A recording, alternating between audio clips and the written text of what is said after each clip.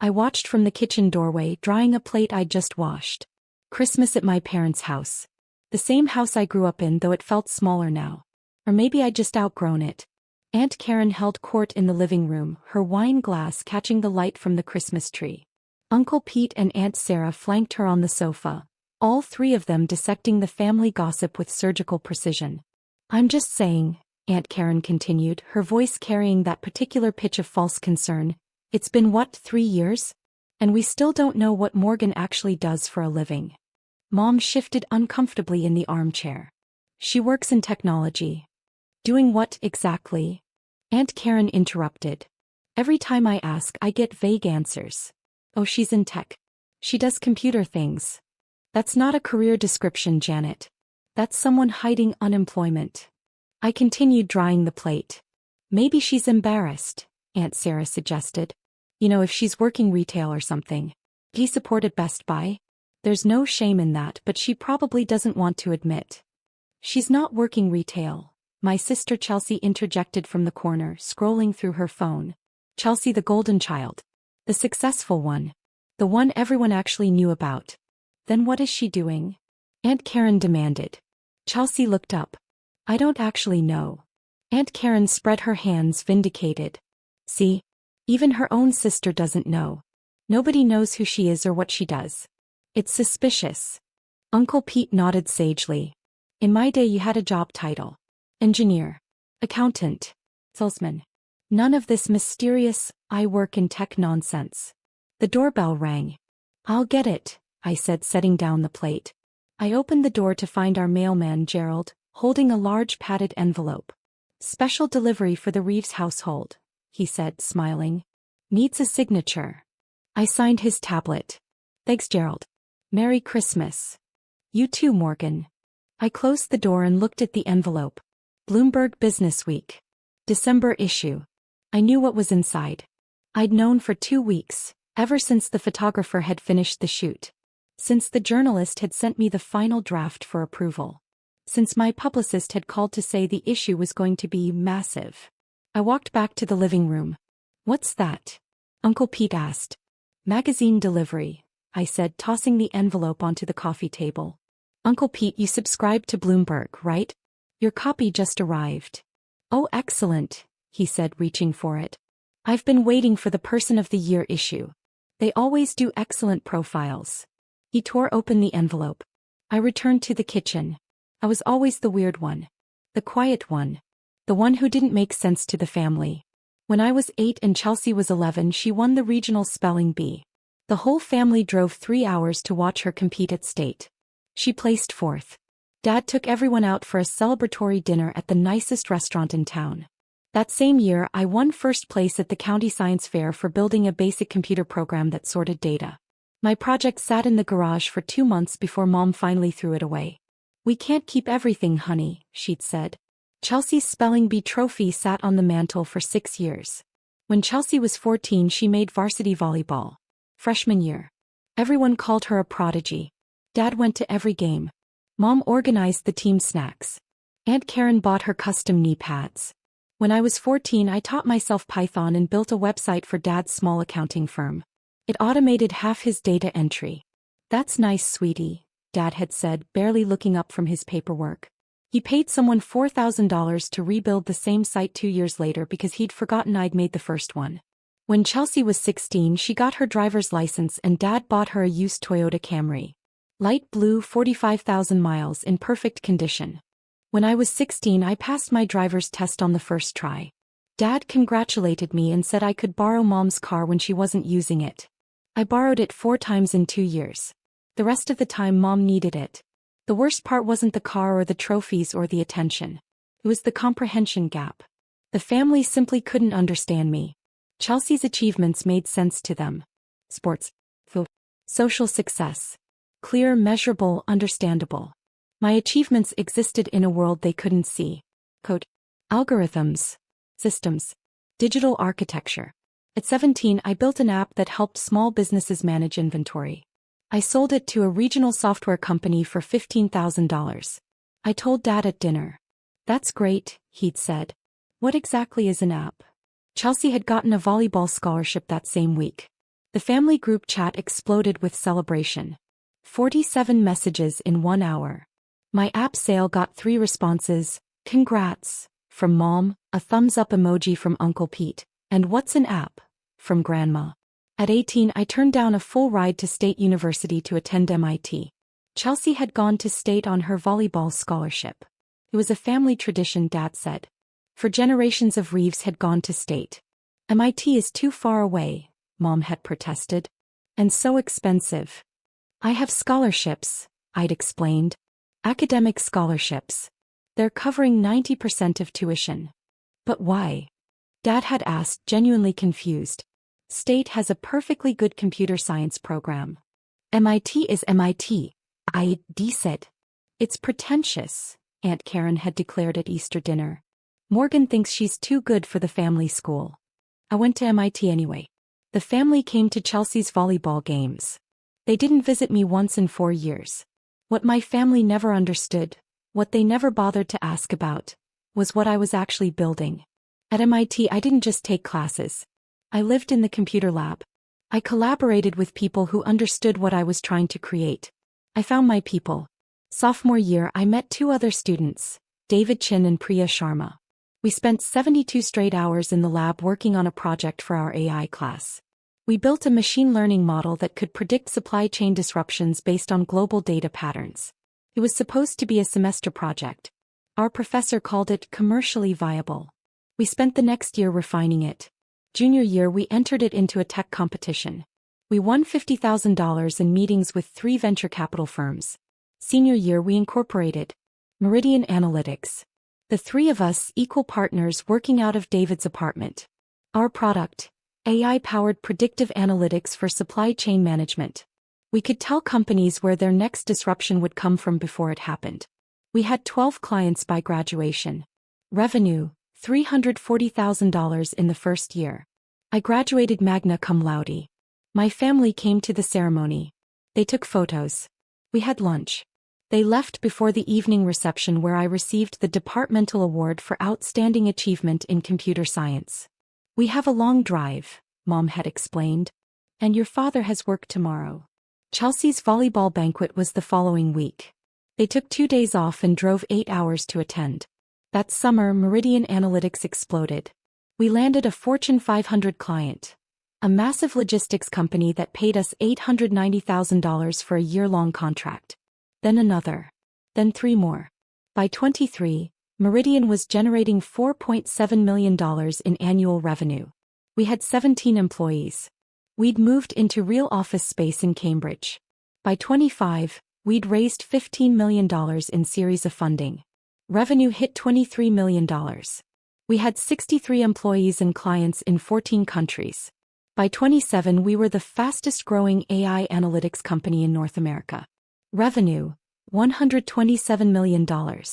Employees, 240. Valuation, $680 million.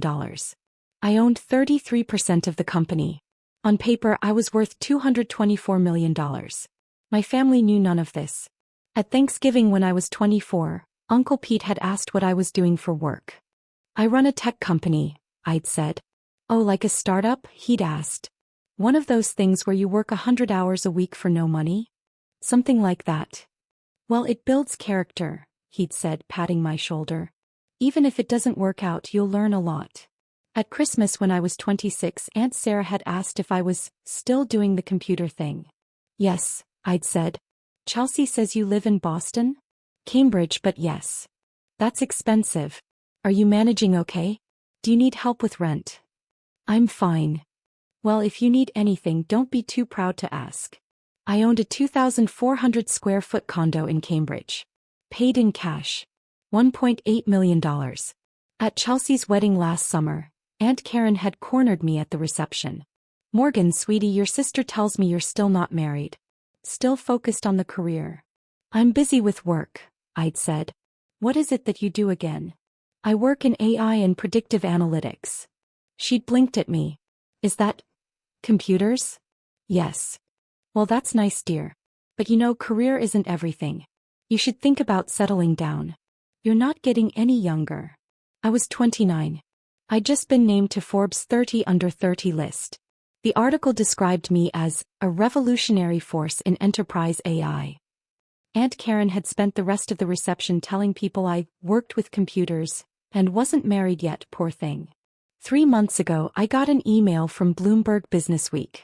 Ms. Reeves, we're working on our annual Person of the Year issue, highlighting individuals who have fundamentally changed their industries.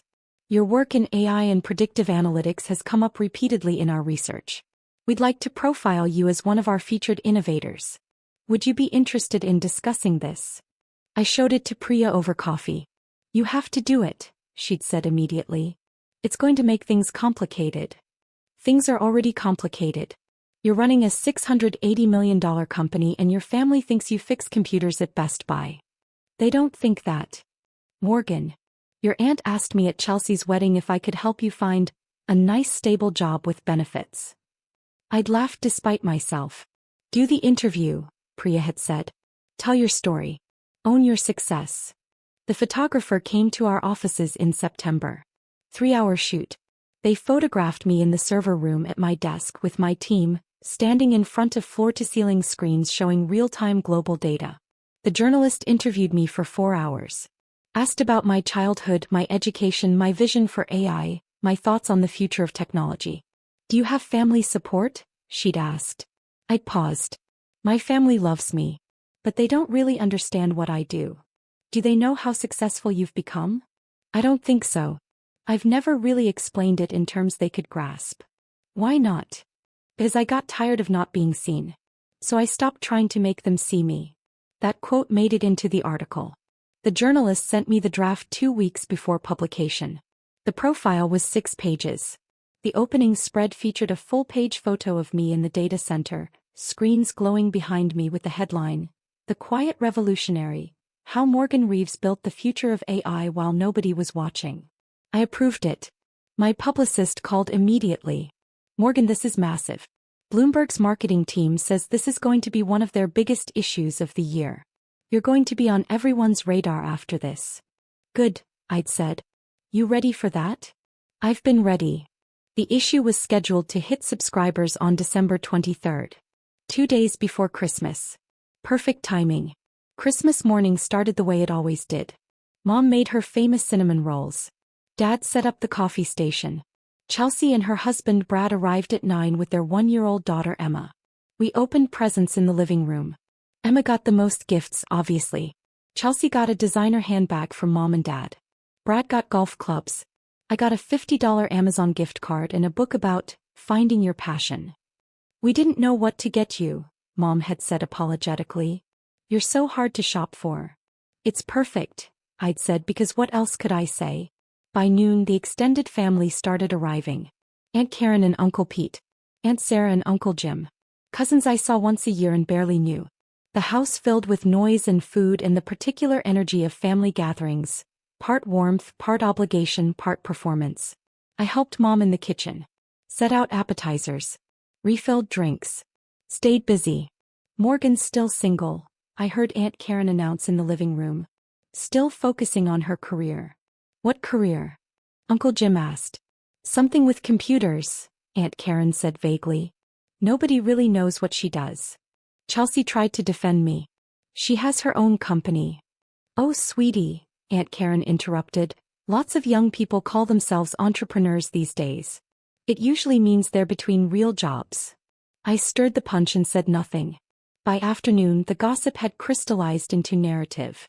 The family had decided my story. Morgan, the mysterious one. The unsuccessful one. The one who wouldn't talk about her computer job, because there was nothing to talk about.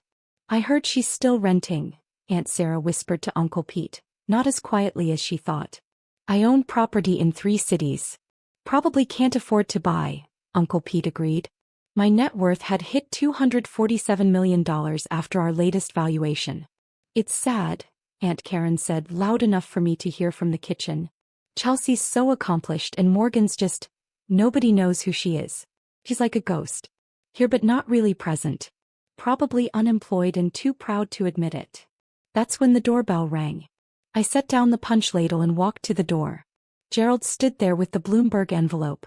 Special delivery, he said exactly as he had in my mental rehearsal of this moment. I signed, took the envelope, closed the door. The living room had gone quiet. Everyone was watching me. What's that? Uncle Pete asked. Your Bloomberg subscription, I said, tossing it onto the coffee table where he sat. The Person of the Year issue. You were waiting for this, right? His face lit up. Oh, excellent. I love their year-end profiles. He tore open the envelope, pulled out the magazine. The cover showed 3 faces. A pharmaceutical CEO who'd revolutionized drug development. A climate scientist who'd predicted the year's major environmental shifts. And me. Smaller than the others, bottom right corner, but unmistakably me. The photo from the data center. The screens glowing behind me.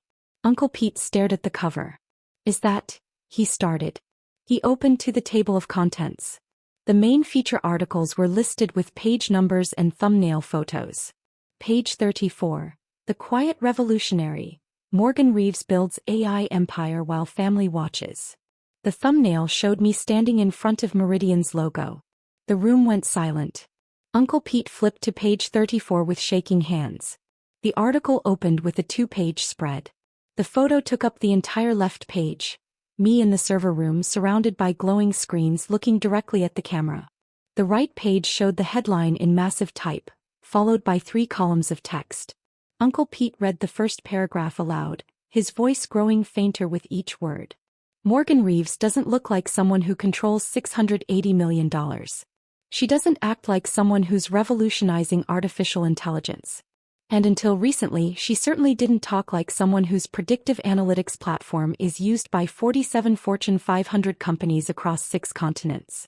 But make no mistake, at 30 years old, Reeves has built one of the most influential AI companies in North America, and she did it so quietly that even her own family didn't notice. Aunt Karen's wine glass slipped from her hand. It hit the carpet, spilling red wine across the beige fibers. Nobody moved to clean it. Uncle Pete kept reading silently now, his eyes moving across the page. His face went from tan to pale to faintly green.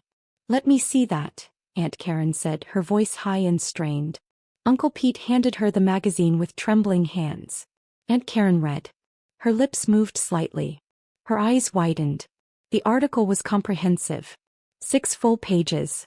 It detailed Meridian's founding, our growth trajectory, our major clients, our valuation. It included quotes from industry leaders calling me visionary, and the most important voice in enterprise AI. It included detailed financial information, our $127 million revenue, our $680 million valuation, my 33% ownership stake. It included the quote about my family not understanding what I did. And it included a sidebar titled, The Invisible Billionaire, with a breakdown of my personal net worth. $247 million at last valuation, with projections hitting $500 million plus in the next 3 years. Aunt Sarah leaned over to read over Karen's shoulder. Her face went white. This can't be right, Aunt Karen whispered. Let me see, Dad said. The magazine was passed to him. Mom read over his shoulder. I watched from the kitchen doorway, still holding the dish towel. Dad looked up at me. His eyes were wet. Morgan, is this real? Yes, I said simply. You own a $680 million company? Technically, I own 33% of a $680 million company. David and Priya each own 33%. Investors own the rest. And your worth? He looked back at the magazine. It says $247 million. $247 million on paper. The number changes with each funding round. After our Series C closes next month, it'll be higher. Chelsea had stood up, holding her phone. Oh my God. Morgan, I just Googled you. There are hundreds of articles. Forbes, Fortune, TechCrunch. You're in everything. How did I not know this? You never asked, I said. The room was completely silent except for Emma babbling in Chelsea's arms. Mom found her voice first. Honey, why didn't you tell us? I did tell you. Multiple times. You said you ran a tech company. I said I run a tech company. I said I work in AI and predictive analytics. I said I have clients in multiple countries. At Chelsea's wedding, Aunt Sarah asked if I needed help with rent, and I said I was fine. I've told you. You just didn't hear it. Aunt Karen was still staring at the magazine. But you're so quiet. You don't act successful. What does successful act like? I asked. She opened her mouth. Closed it. This article, Uncle Pete said, his voice strange. It says you gave the keynote at the Global AI Summit last year. Yes. And you've been featured in Forbes. 3 times. And you own property in Cambridge, San Francisco, and New York. I needed offices in those cities. It made sense to buy. Dad was reading the article in detail now. It says here that you taught yourself to code at age 9. 12, I corrected. They got that wrong. I tried to code at 9 but didn't really understand it until 12. And you built your first profitable app at 17. Sold it for $15,000. I told you about that. I don't remember. It was the same week Chelsea got her volleyball scholarship. At dinner. You asked what an app was. His face crumbled. Chelsea had sat down heavily on the sofa, still scrolling through her phone. Morgan, there's a TED Talk. You gave a TED Talk. Last March. It has 4.7 million views. It did well. You're verified on Twitter. LinkedIn is more important for my industry, but yes. Brad, Chelsea's husband, cleared his throat. Morgan, I work in finance. How did I not know about Meridian Analytics? We use predictive analytics at my firm. You might be using our platform, I said. We white label for several financial service providers. His jaw dropped. The Meridian platform? That's yours. Mine, David's, and Priya's. That platform is industry-changing. He stopped. I've been using your product for 2 years. How's it working for you? It's incredible. We've improved our risk assessment by 43% since implementation. That's about average for financial services, I said. The algorithm performs better in logistics and manufacturing, but finance is solid. The room was silent again. Aunt Karen stood up suddenly. Swayed. Her face had gone gray. Karen. Uncle Pete jumped up. Are you okay? I need to sit. She sat down hard. Aunt Sarah rushed to fan her with a magazine. Ironically, the Bloomberg issue. I don't understand, Aunt Karen said faintly. You're just Morgan. I am just Morgan, I agreed. But the magazine says you're successful. I supplied. Yes. Why didn't you tell us? I looked at her. This woman who'd spent years dismissing me, pitying me, treating me like the family failure. Aunt Karen, I said quietly, 30 minutes ago you told Uncle Pete that nobody knows who I am and I'm probably unemployed. You've spent years asking what I really do as if my answers weren't real. You've offered me career advice, rent money, and pity. You've treated my work like a hobby and my success like a fiction.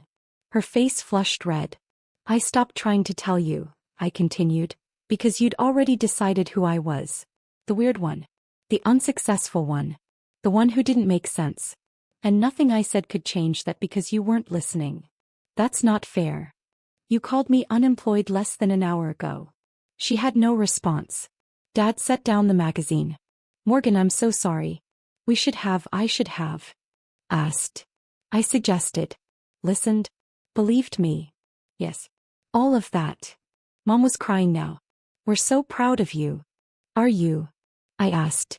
Not cruelly. Just honestly. Are you proud of me? Or are you proud of what Bloomberg says I accomplished? That's not. If this article didn't exist, I said, if I'd come home today and told you everything that's in those pages, would you have believed me? The silence was answer enough. Chelsea stood up, came to the kitchen doorway. Morgan, I'm sorry. I should have paid more attention.